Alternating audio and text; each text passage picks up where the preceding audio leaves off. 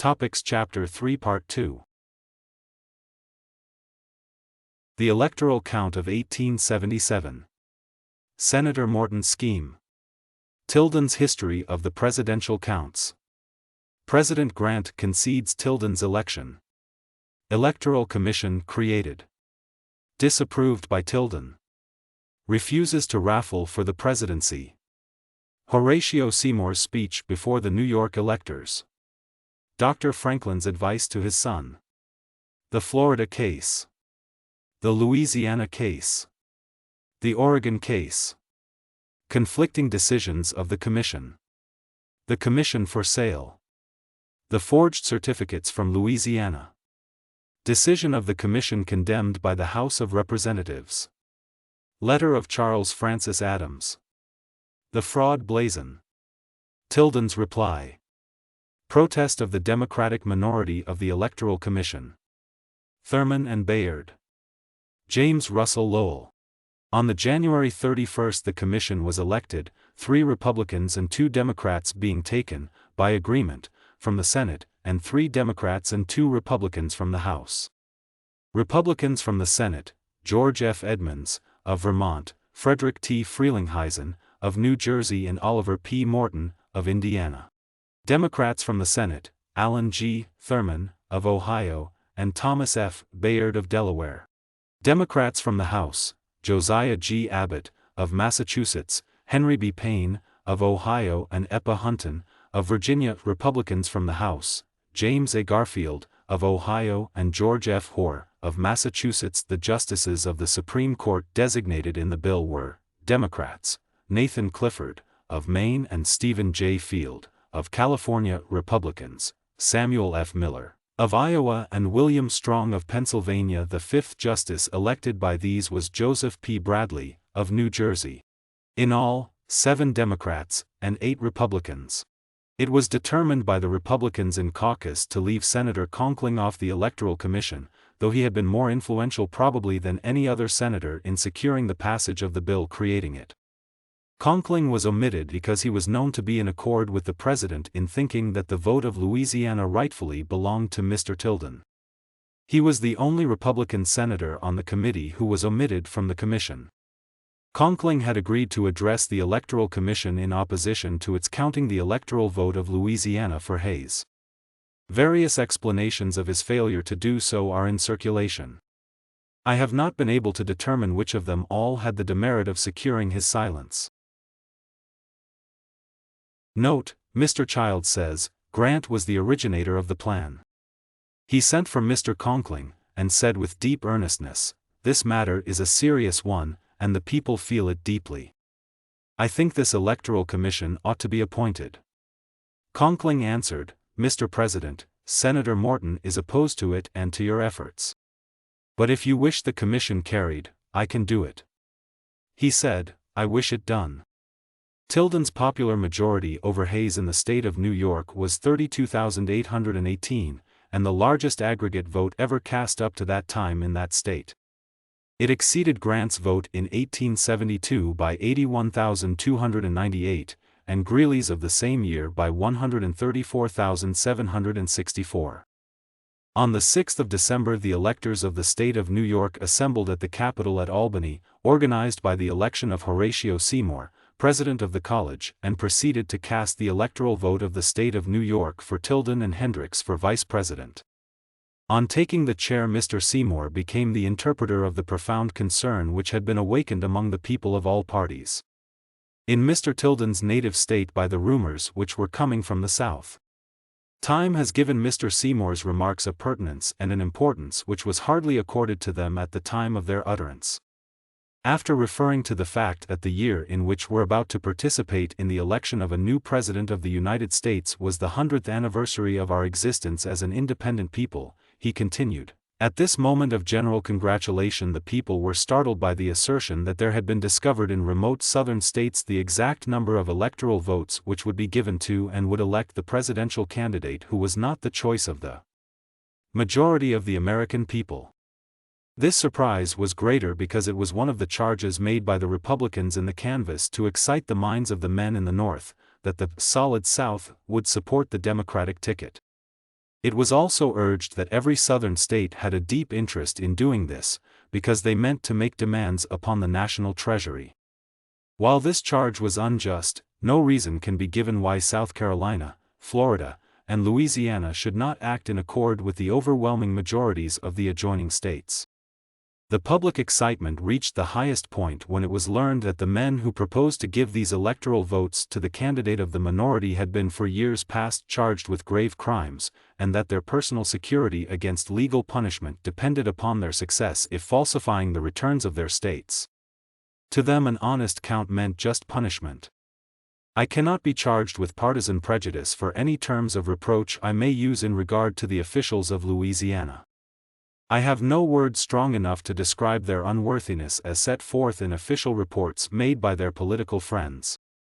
I cannot, if I would, paint the aversion shown in the halls of the Capitol by honest Republicans, who shunned them as leprous men whose touch and presence was polluting. Yet a few such men, acting solely in reference to their personal interests, and who believe that the blackness of their crimes strengthens their claims upon the gratitude of their party, have thus put in peril the interests, the honor, and the safety of the American people. We have not the poor satisfaction of feeling that the dangers that threaten us are even invested with the ordinary dignity of danger. The pride of our citizens is humiliated, and their feelings of security under our laws and Constitution are lessened, when they see that the solemn verdict of 8 million voters may be reversed by less than 8 infamous men who have been branded by the leading orators, statesmen, and journals of their own political party as vile and corrupt, in terms more vigorous than I can repeat.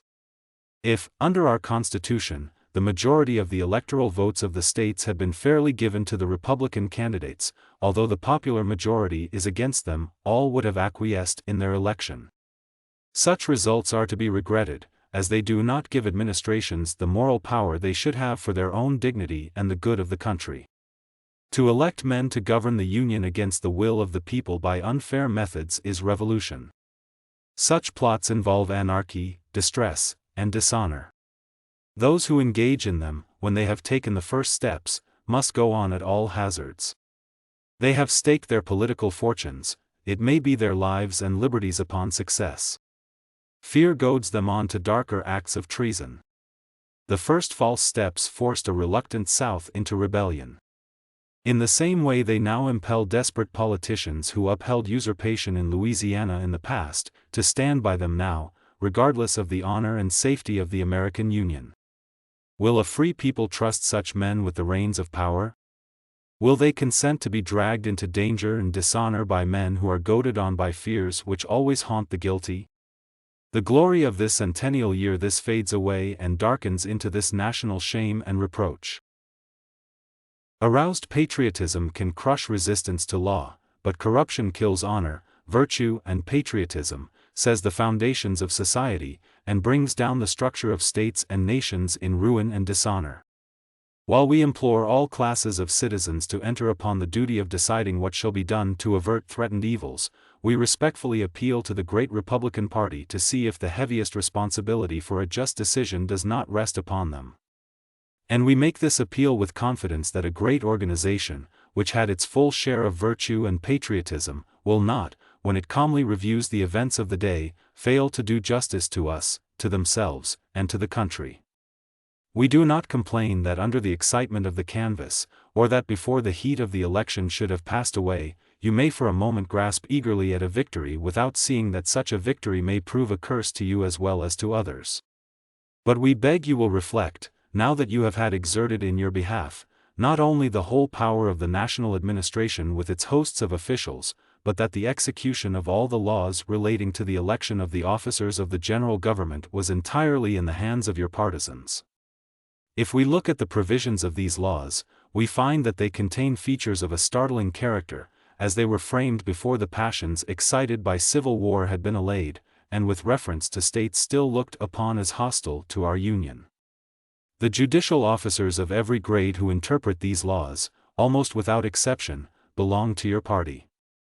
The marshals who execute them are heated politicians, the very tenure of whose offices depends upon the success of your ticket.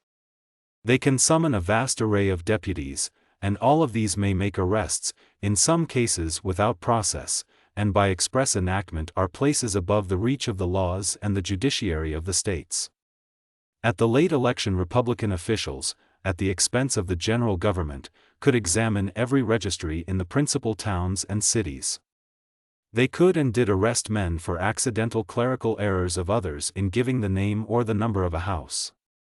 In only one instance under these laws was there recognition of the party in power. We do not complain of the enforcement of these laws. On the contrary, we point with satisfaction to the fact that they furnished the proof made by their partisan opponents, that the Democratic vote was an honest one. If fraud is suspected, it must be the work of others, not of the Democratic Party. Even if these election laws had been in all cases fairly enforced, they still made a vast array of partisan forces and power, supported by the common treasury, but exerted against the party that carried with it a majority of the American people. We hear much of coercion, intimidation, and undue influences, but nothing approaching this in power can exist in any part of our country. There is no organization which could for a moment contend with it, backed up as it has been by the American army. We also appeal to the Republicans to see if it is not true that during the late election the officials at Washington overlooked the fact that they were the government of a country, and acted throughout merely as the administration of a party. Has one step been taken, or the army moved, save at the instance of their political friends? Has there been a recognition of or a consultation with a single citizen who was not allied to them in interest and feeling? There is a darker phase of the last election. The administration sent our cabinet officer to take charge of the canvass on behalf of the Republican Party. His very position at the head of its managing committee made a forced loan upon neatly 100,000 official dependents. It proclaimed to then in louder tones than words, "You must work. You must vote, you must pay to aid the election of a candidate who declares himself in favor of civil service reform." It told them that if, believing and acting upon his assurance, they followed their own convictions and votes for his opponents, they would be punished by the loss of their positions. They were forced, in thousands of cases, to submit to extortion with smiling faces, but with heavy hearts. If a like intimidation had been used in a southern state, it would have been seized upon by the administration as a reason for declaring martial law, for arresting and imprisoning every suspected citizen. I have too much respect for the characters of Messrs. Hayes and Wheeler to think that they wished to be put at the head of this union against the declared wishes of a majority of the American people. I do not doubt that if this is to be done by men in Louisiana, of whom they think as ill as we do, that they would feel that the highest offices of state would be for them not positions of honor and dignity, but political pillories, in which they would stand to be pointed at, now and hereafter, as the representatives of a foul fraud. One thing all men see: the Republican Party cannot decide its own case in its own favor against the majority of the American people, upon the certificate of branded men in Louisiana, without making the body of our citizens and the world at large feel that it is a corrupt and partisan decision.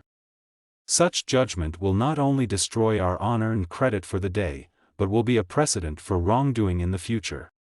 We cannot have Mexican politics without Mexican finances and Mexican disorders. The businessmen of all civilized countries have been taught by recent bankruptcies and disorders in governments, made unstable by agitations, to be watchful and distrustful when they see the slightest deviation from political honor, without which there can be no financial honor. On the other hand, let the party now in power yield to the popular will, demand honest returns in accordance with the Constitution, bow to the majesty of the law, and then every citizen will feel a renewed confidence in our institutions and the whole world will hold us in higher respect and honor. The Commission at Washington perfected its organization on the first day of February, and the same day received the contested certificates of the state of Florida. I shall be brief in dealing with the deliberations of the Electoral Commission, for the simple reason that the Republican members of that tribunal controlled it, and upon every question, I believe without a single exception, bearing upon the success of their candidate, voted with their party. Wherever his success depended upon going behind the returns, they went behind the returns, and when his success depended upon treating the returns as sacred and conclusive, they were treated as sacred and conclusive, and when his success depended upon counting the vote of a federal office holder, though disqualified by the Constitution from serving as an elector, his vote was counted. They adopted no rule of law or constitutional construction which was not compelled to yield promptly to party exigencies.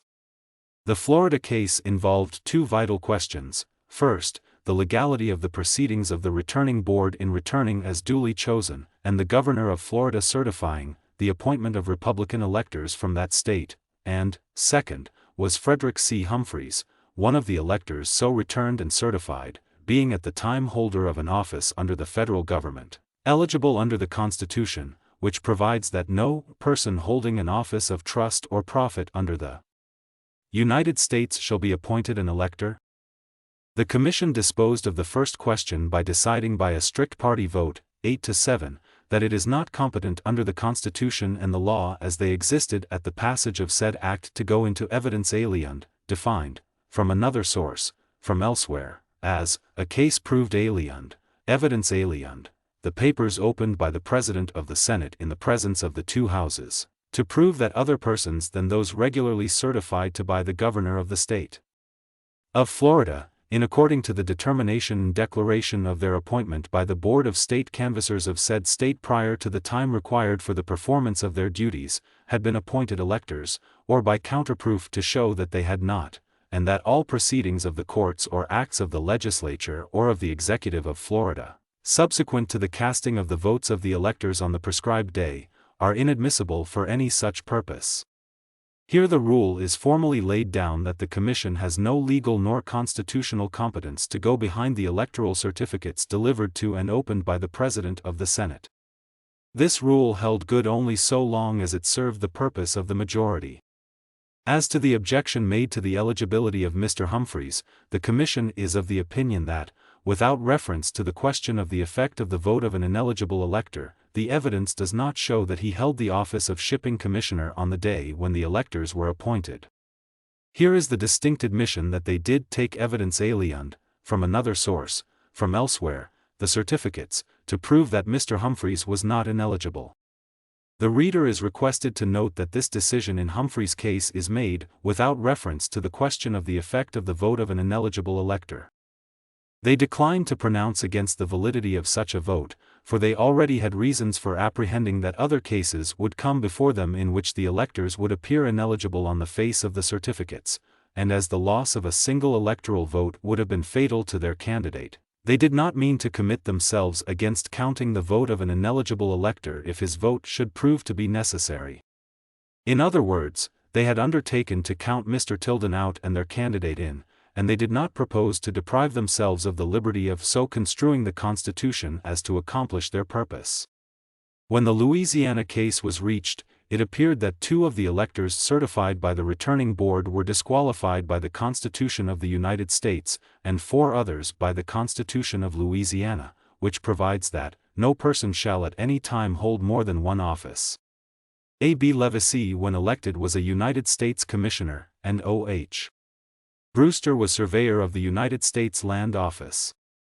They resigned their federal offices temporarily, were substituted for themselves by their colleagues, and voted for Hayes and Wheeler. Both these men were promptly reappointed to their respective federal offices and resumed their duties. When their case was reached by the Commission, it was manifest that the majority could not elect their candidate under the rule laid down in the Florida case. Accordingly they held that it is not competent to prove that any of said persons so appointed electors as aforesaid held an office of trust or profit under the United States at the time when they were appointed, or that they were ineligible under the laws of the state, or any matter offered to be proved aliend the said certificates and papers. The Commission also decided that the returning officers of elections who canvassed the votes at the election for electors in Louisiana were a legally constituted body, by virtue of a constitutional law, and that a vacancy in said body did not vitiate its proceedings. The Constitution of Louisiana, Article 48, prescribes who the returning officers of elections shall be, to wit, the officers of elections at the different polling places throughout the state. Senator Edmunds, on the 16th of March 1875, declared in the Senate in unequivocal language that the election law creating the returning board was in conflict with the Constitution of the state. And yet Mr. Commissioner Edmunds, on February 16, 1877, voted that the election law of Louisiana creating the returning board was not in conflict with the Constitution of the state. Note, during the count of the electoral votes in 1837 the question of the eligibility of the electors was considered by a Senate committee composed of Henry Clay, Silas Wright, and Felix Grundy, who reported that, the committee are of opinion that the second section of the second article of the Constitution, which declares that no senator or representative, or person holding an office of trust or profit under the United States, shall be appointed an elector, ought to be carried in its whole spirit into rigid execution. This provision of the Constitution, it is believed, excludes and disqualifies deputy postmasters from the appointment of electors, and disqualification relates to the time of appointment, and that a resignation of the office of deputy postmaster after his appointment as elector would not entitle him to vote as elector, under the Constitution. Representative George F. Hoar made a report to the House of Representatives in 1875, in which he used the following language in regard to the Louisiana Returning Board's conduct in the election of 1874. We are clearly of the opinion that the Returning Board had no right to do anything except to canvass and compile the returns which were lawfully made to them by the local officers, except in cases where they were accompanied by the certificates of the supervisor or commissioner provided in the third section. How much more grossly had the Returning Board violated the law in 1876 than in 1874, and yet Mr. Commissioner Hoar voted, February 16, 1877, that the presidential electors returned as elected by that Returning Board were legally elected. When the Oregon contested case came up before the Commission, the Electoral Tribunal did not permit itself to be in the least embarrassed by its previous rulings. By the laws of Oregon its returning officers were the Governor and the Secretary of State. One of the Republican electors was a postmaster, and consequently disqualified by the Constitution for serving as an elector. The Secretary of State, therefore, gave the certificate to his opponent E. A. Cronin, a Democratic elector. Cronin voted for Tilden and Hendricks. One copy of a certificate of his vote as a Tilden elector in due form was forwarded by mail to the President of the Senate, a second was filed with the United States District Judge, and the third was borne by Cronin to himself to Washington and delivered to the President of the Senate. His vote, therefore, for Tilden and Hendricks was legally and regularly before the two houses of Congress. Cronin had unnecessarily gone through the form of organizing an electoral college which neither the laws nor the Constitution of the United States require, and for that purpose had appointed two persons to act with him. As one vote for Tilden in Oregon would be fatal to Hayes as one in Louisiana and Florida would have been, this vote had to be rescued as a brand from the burning. But how? Here was a Tilden elector regularly certified by the authorized returning officers.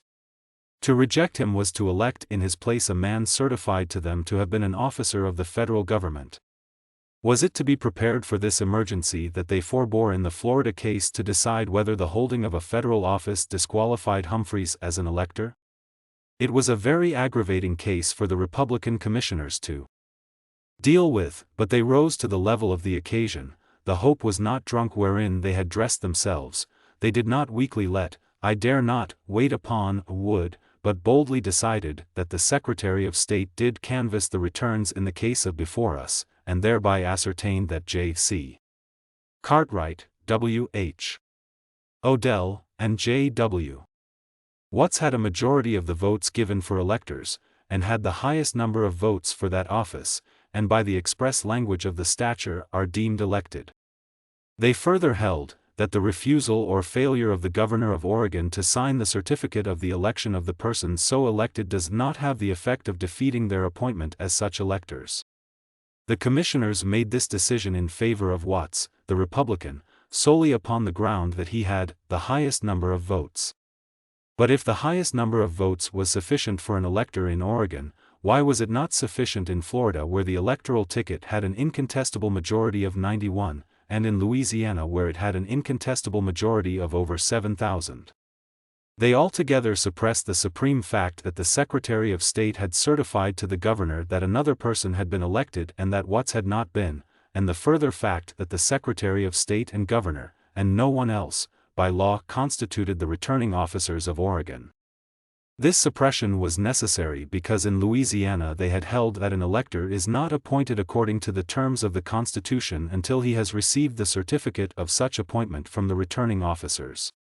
Therefore the decision which elected Watts in Oregon should have admitted all the Tilden and Hendricks electors in Louisiana and Florida, and the decisions in Louisiana and Florida should have elected a Tilden elector in Oregon, had the Commission attached any importance to the virtue of consistency in their rulings, or felt that their appointment on that commission invested them with any other function or imposed upon them any other duty than to make Hayes president without violating any more, nor any less of the 10 Commandments and the laws of their country than was necessary. Like Cassandra's lover, they adapted the ethics of the pagan instead of the Christian code for their purpose, mutimus clipius, denamque insignia nobis aptimus, dolus and vritus, quas in host requirat? Translated, let us move our shields, and the insignia of the Danons. There were at least 9 Republican electors who were disqualified by virtue of their holding offices under the federal government at the time of their election. Only in the cases of Florida, Louisiana, and Oregon, however, could the question of their eligibility be raised before the Commission, and in no 2 of these cases were the decisions the same. And yet the members of this commission were severally sworn as the holy evangelists, to impartially examine and consider all questions submitted, and true judgment give thereon, agreeably to the Constitution and the laws. It seemed not appropriate to insert here an entry which I made in my diary of the 9th of February 1877. On Thursday, the 8th, Tilden told me a man had called to say that commission was for sale. When I expressed an incredulous sort of astonishment, he said that one of the justices, Republican, was ready to give his vote for the Tilden electors for $200,000. I asked which one. He said he thought he would not tell me that at present. I told him it was improbable, for the judges were all well paid and had life terms of their office. He said the justice in question is reported to be embarrassed from old engagements and obligations. Tilden also told me that the Florida Returning Board was offered to him, and for the same money. That, he said, seems to be the standard figure. In a notable debate in the House of Representatives in February, 1879, the Honorable A.S. Hewitt, replying to a scurrilous allusion to Mr. Tilden which Mr. Garfield, who had been a member of the Electoral Commission, had been betrayed into making, confirmed the report that the presidency had been in the market. Time has only added significance and gravity to his many expostulation. I think, however, that I can account for this extraordinary proceeding. During the progress of this debate, a gallant soldier, an able lawyer who has been an Attorney General of my state, and who is a staunch Republican, General Francis C. Barlow, of New York, had given evidence on the lower floor of the Capitol that the votes of the state of Florida had been unjustly counted for Mr. Hayes, the conclusion being that if it had been counted for Mr. Tilden, he today would have been occupying the White House instead of at present de facto and not de jure tenant, is an expression that means, based on, as contrasted with. This evidence must have touched the gentleman from Ohio to the quick, it must have revived the memories of 8 to 7, it must have reminded him how, when the electoral bill was pending in this House, for one whole evening he devoted himself to proving that the law creating the Commission was unconstitutional, but that if it should be passed it would be the duty of the Commission to take evidence of fraud and go behind the returns. And yet when he was made a judge, acting under a law which he had declared to be unconstitutional, and which as he had affirmed, required evidence to be taken, he consented to violate the Constitution and to deny the admission of the evidence which was necessary to arrive at the truth.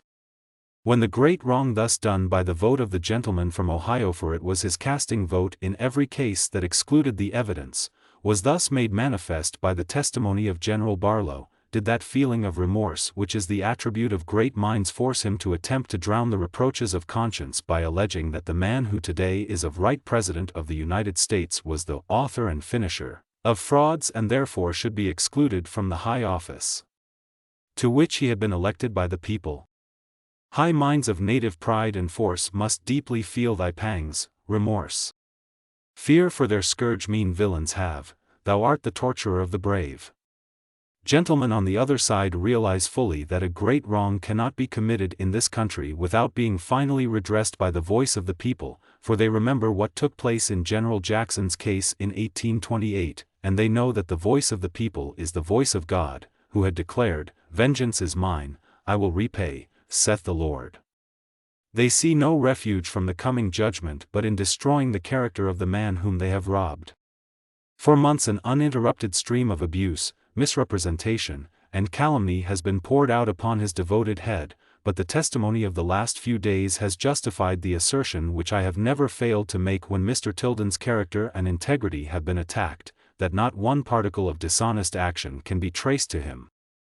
De jure tenent is an expression that means, based on, as contrasted with. This evidence must have touched the gentleman from Ohio to the quick, it must have revived the memories of 8 to 7, it must have reminded him how, when the electoral bill was pending in this House, for one whole evening he devoted himself to proving that the law creating the commission was unconstitutional, but that if it should be passed it would be the duty of the commission to take evidence of fraud and go behind the returns.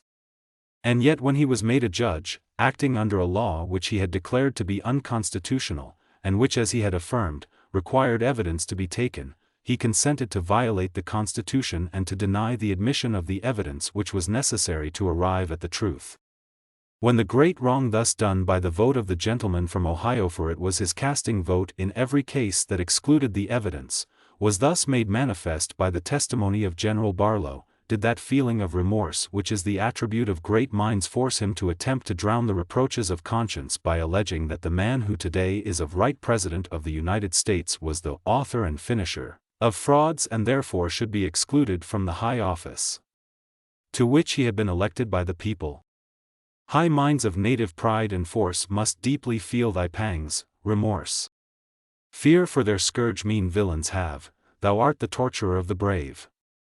Gentlemen on the other side realize fully that a great wrong cannot be committed in this country without being finally redressed by the voice of the people, for they remember what took place in General Jackson's case in 1828, and they know that the voice of the people is the voice of God, who had declared, "Vengeance is mine, I will repay, saith the Lord." They see no refuge from the coming judgment but in destroying the character of the man whom they have robbed. For months an uninterrupted stream of abuse, misrepresentation, and calumny has been poured out upon his devoted head, but the testimony of the last few days has justified the assertion which I have never failed to make when Mr. Tilden's character and integrity have been attacked, that not one particle of dishonest action can be traced to him. But, on the contrary, it is now manifest to all men that he scorned to purchase the presidency which found a ready market elsewhere. Mr. Hewitt has more recently stated at a public meeting in New York that the electoral vote of one of the contested states had been offered to him for a price. There is one more chapter in the history of this extraordinary tribunal, without which it would be incomplete. Longa est injura, longi ambiges. When Anderson was selected to bring the certificates of the Louisiana Returning Board to Washington, he handed the package to Ferry, the President of the Senate, of the 24th of December. Instead of accepting it as he should have done, for better or worse, Ferry called Anderson's attention to the fact that the endorsement on the outside, setting forth the contents of each envelope, had not been signed by the electors as the law required, and recommended Anderson to examine the law and see whether the certificate had been made in accordance with it. It was the duty of the President of the Senate to receive the package, to open it only in the presence of both houses of Congress, and leave them to decide what to do with it. He had previously received the duplicate of the package handed to him by Anderson, and he knew that the electors were functus officii and no more competent to repair any defect of omission or commission in their returns, weeks after their legal existence had ceased, than to recall the cloud which had shaded them the preceding day. Contrary to the Constitution, which required that the election return should be opened by the President of the Senate in the presence of both houses of Congress, Anderson's package was opened in Washington by parties whose names have not officially transpired, when, to the consternation of the Hayes engineers, it was discovered that the lack of electors' signatures on the envelope was by no means the only, nor the most serious, defect of the return, that instead of voting separate ballots for President and Vice President, as required by the Constitution, they had voted for both on one ballot, and had failed to make their return of the votes cast for each candidate on distinct lists with separate certificates, also express requirements of the Constitution. There was but one course left for them to save their candidate. The certificates made out and signed by the electors in triplicate on the 6th of December must be suppressed, and the false ones purporting to comply with the provisions of the Constitution must be substituted for them. Anderson left Washington the night of the day he reached there, arrived in New Orleans on the morning of December 28, and repaired at once to the quarters of Governor Kellogg. The governor sent for his private secretary, Clark, who at once set about the preparation of new certificates. There was no time to waste. The forged certificates must be on their way to Washington at 5:20 p.m. of the next day, one set by the hand of a messenger, and another set by the mail, in order to reach Washington within the time fixed by law for their reception, the 3rd of January 1877. Kellogg and Clark, however, with the aid of Anderson, proved equal to the occasion. They had certificates printed to correspond, paper and impression, with the certificates of December 6. The new certificates were spread out on a large table in the 3rd floor of the State House, where they were to be signed. Such of the electors as could be found were taken up to this room, one at a time, in the order in which they had signed the original certificates. 2. Levi and Geoffroy were away fully 3 days' journey from New Orleans. Their autograph signatures, therefore, could not be had. But when the electors who had originally signed below the signatures of these absentees went up to affix their names to the new certificates, they found the names of the absentee electors in their place. Who forged these names is a question now of secondary importance. The accomplices in the fraud did not agree in their testimony as to the actual perpetrator of the forgery, though none pretended that the names had not been forged. It would have been idle to have done so, as the impossibility of either of the two electors being in New Orleans either on the 28th or 29th of December was a matter of common notoriety. These forged certificates were not sent to Washington this time by Anderson, who had taken the former certificates, but by a clerk in the state auditor's office, named Hill, who on his arrival went first to Zachariah Chandler, the Secretary of the Treasury, and Chairman of the Republican National Committee, to whom he bore a letter also from Governor Kellogg. Chandler read Kellogg's letter, and then directed Hill to go to the Capitol and deliver the forged electoral certificates to Mr. Ferry, the President of the Senate. Senator Sherman was invited by Mr. Ferry to come in and witness the delivery and receipt if the package. That ceremony over, Sherman took Hill into the room of the Finance Committee, and wrote a letter to Kellogg, which he delivered sealed to the messenger to be delivered to Kellogg in person. Thus far it seemed as though this crevasse, which at first threatened fall their elaborate fabric of iniquity, had been closed up, or at least gotten under control. It was still necessary, however, to obtain from the United States District Judge in New Orleans the electoral certificates which, in accordance with the requirement of law, had been deposited with him on the 6th of December and replace it with one of the certificates forged on the 29th of December. The district judge declined to grant the application for this substitution, on the ground that he was the custodian of the package merely, and without authority to deliver it to any one except upon a requisition from the Speaker of the House. This respect for the law on the part of the judge seemed puerile to the Kellogg combine, but it was none the less awkward. When the two houses of Congress in their call of the states reached Louisiana, Mr. Ferry, the presiding officer, first handed to the tellers the genuine Kellogg certificate, which had come to him by mail. Next the McHenry certificate, which had come to him in duplicate, one copy by mail and the other by messenger. Next the forged Kellogg certificate, of which 2 copies, one by mail and the other by messenger Hill, had reached him, and finally a certificate signed by John Smith, declaring that the vote of Louisiana had been cast for Peter Cooper. This burlesque certificate was read as the others had been, but the convention unanimously ordered it to be suppressed and no mention of it made in the record. It is now generally understood that this burlesque certificate was sent in to create such a diversion of the attention of the convention as to enable the irregularity of the other certificates to escape observation.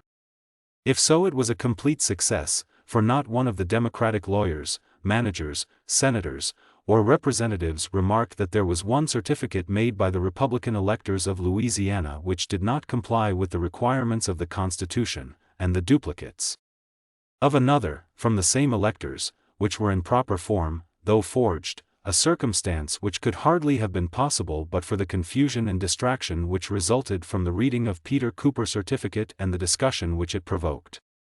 No trace of this paper remained after the recess of the joint convention of the day it was read. It was probably carried off by its author, who no doubt had more serious motives for sending it than to perpetrate a practical joke, and equally good motives for having it disappear when its purpose was accomplished. The papers in the contested case went to the Electoral Commission immediately after the joint convention adjourned. When the secretary began to read them, and before there had been an opportunity for anyone to inspect them, one of the Democratic commissioners moved that the reading be dispensed with and the papers printed.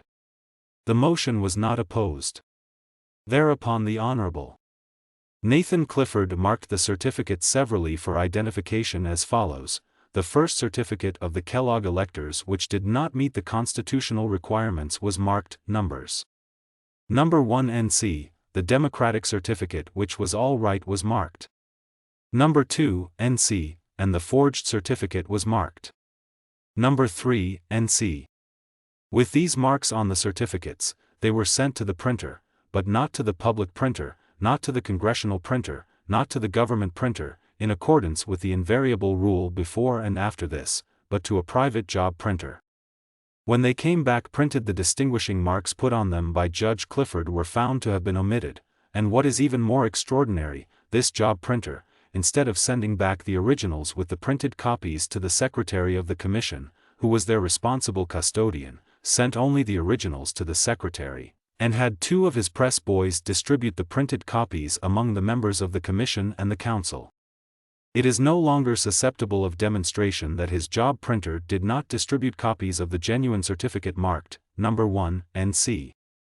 But if they were distributed, it seems unaccountable that neither of the Democratic commissioners, neither the Democratic lawyers, some of them the ablest in the country, nor any one of the 200 Democratic members of Congress, each and every one whom was already sufficiently familiar with the means by which Republican electors had been returned in Louisiana to be misled by no presumptions in favor of anything they did, it seems, I repeat, unaccountable that none of these gentlemen should have observed that the copies of certificate number 1 did not correspond with the copies of the forged certificate number 3. Had printed copies of the genuine certificate, no. 1 NC, been distributed, it was practically impossible that its defective form should have escaped detection. Its comparison with the other forged certificate, number 3 NC, must have been made, and the differences between them have exploded the whole plot. Nothing of this kind happened, however, and we are driven to the conclusion that 2 copies of the forged certificate were distributed by this job printer, instead of 1 copy of the genuine and defective certificate, and 1 copy of the formally correct but forged certificate. This curious sequence of strange and unforeseen contraries which beset the final action of the Louisiana Returning Board from the day that action was reduced to writing, was destined to acquire additional proportion and consequence at the hands of Senator Morton. When the Electoral Commission had decided, by a strictly party vote of 8-7, to count the electoral vote of Louisiana for Hayes and Wheeler, the senator from Indiana was careful in his motion to that effect to specify the electoral votes in the certificate, number 1 NC. The genuine but constitutionally defective one. This was done, so far as Mr. Morton was concerned, with full knowledge that the other set of electoral certificates from Louisiana, and the only ones made out in the form required by the Constitution, were not to be depended on. When later the record of the proceedings in Congress and of the Electoral Commission came to be made up, it was made to appear that there were before Congress and the Commission the certificate of the Democratic electors and the genuine but defective certificate of the Republican electors, and no others, whereas there is every reason to believe that Congress and the Commission had before them and considered only 2 copies of the forged certificates and no other Republican certificates, and that they never had an opportunity of considering the defects of the genuine certificate which was put unchallenged upon their record. The decision of the Electoral Commission in the case of Oregon, the last disputed state, was communicated to the joint convention of the House of Congress on Thursday, the 1st day of March. The convention then proceeded with the count, which it prosecuted to Its completion on the following Friday morning at 10 minutes past 4, at which hour the President of the Senate, Thomas W. Ferry, of Michigan, announced that Rutherford B. Hayes, of Ohio, had received 185 electoral votes, a majority of the whole number, and had been duly elected President of the United States, and that William A. Wheeler, of New York, had received the like majority, and had been duly elected Vice President of the United States. There was a ghastly sort of fitness in selecting Hangman's Day, on which to stain the annals of the great republic with this ignominious record. Exidat illa dies evo, neo postera credent secula, no cert tacimus, idia bruta multa noctagi nostrae podiamur criminis gentis, translated, may that foul day be blotted in time's flight and buried in oblivion's gloom of night. We will at least forbear the deed to name, nor let posterity believe our shame. Republican institutions have never received a more serious blow, nor one from which they will be so long in recovering. If we do these things in the green tree, what may we be expected to do in the dry? We may go on for a while, perhaps indefinitely, grinding on the gudgeons, slang. One who is easily duped, but now to restore the faith in our institutions, once delivered to the fathers. I comprehend perfectly, said an eminent French journalist, with as much wit as justice, how we may depantheonize Marat, but I cannot conceive how you will ever be able to demeritize the Pantheon. I here dismiss the story of this the most ignominious, deserving disgrace or shame, despicable, conspiracy of which modern history has preserved any record. I regret, for the reader's sake as well as my own, to have felt compelled to dwell upon it at such length, though I have given only an imperfect summary, far from a complete list of the varieties of crime by which it was consummated. If there be anyone who care to pursue the investigation further, they are referred to the congressional record of the investigations which those crime provoked. I have deemed it my duty to penetrate so far only into these corners of nastiness, as to satisfy all who may take the trouble to glance through these pages, that electors favorable to Tilden for President were chosen by the people of the United States in 1876, and that by a cumulative series of frauds and crimes, in which leading national statesmen, cabinet ministers, and persons occupying seats in the highest judicial tribunal in the land were, some in a greater, some in a lesser degree, accomplices. That choice was defeated and a usurper put in his place. It is due to the memory of Mr. Tilden that these facts should be so stated that future historians shall have neither difficulty nor hesitation in taking note of them.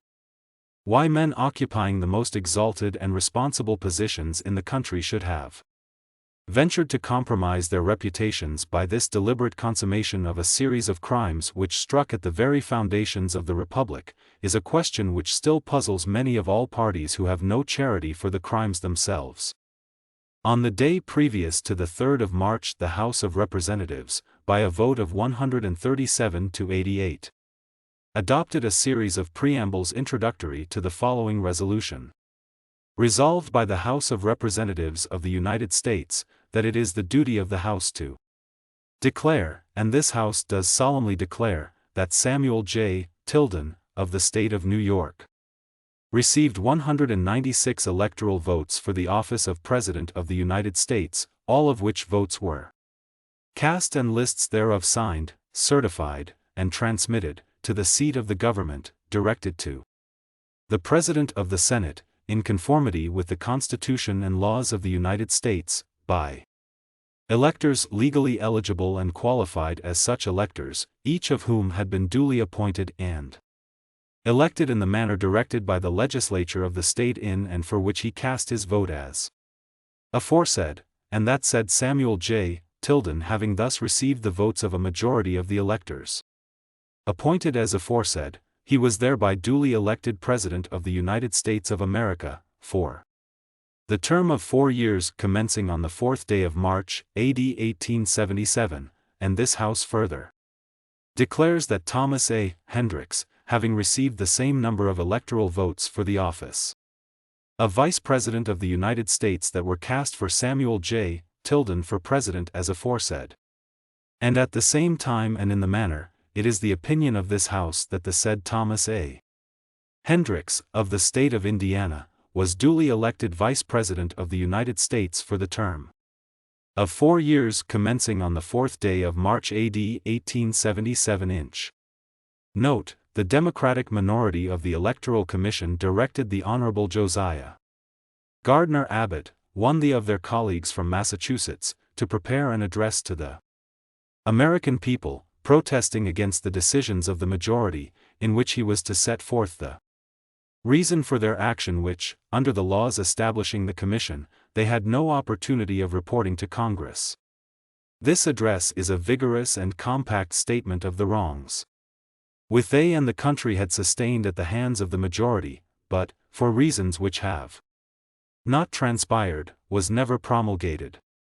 It is understood, however, that the result would not have been changed by protesting, and the minority did not wish to further weaken the respect for the government from which there was no refuge but in revolution. For a copy of this protest, which is an essential part of the history of the Electoral Commission, read Appendix A. End of Chapter 3, Part 2.